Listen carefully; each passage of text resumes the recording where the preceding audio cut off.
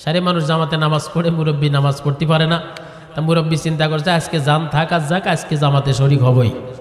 আর মুরব্বী বোর কইছে, এই শোনো, পেত্তমাজানা ডেকে দিবা।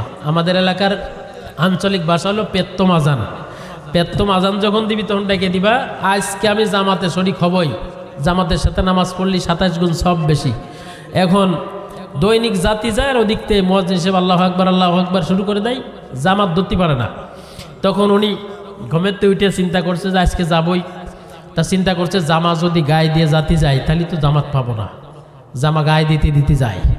তা উনি ওই চাষি যেটা পরে সেটার নাম কি, পেটিকোট শেয়া। এই শেয়া আর চাচার পাঞ্জাবি ছিল এক জায়গা।